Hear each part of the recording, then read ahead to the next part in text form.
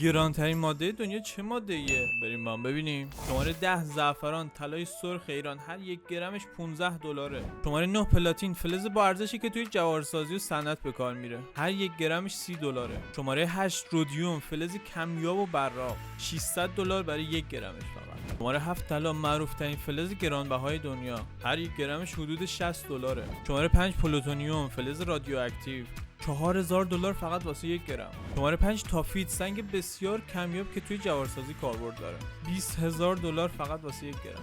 شماره 4 تریتیوم، برای روشنایی در تجهیزات خاص استفاده میشه، قیمت اونم 30000 دلار. شماره 3 پینیت، یکی از کمیاب‌ترین سنگ‌های قیمتی، 300000 دلار واسه یک گرم. شماره 2 آنتی ماده، 62 تریلیون دلار واسه یک گرمش فقط، انرژی خیلی زیادی میخواد واسه درست کردنش. و شماره 1 کالیفرنیوم، گرانترین ماده دنیا، با قیمت 27000 دلار برای یک گرم.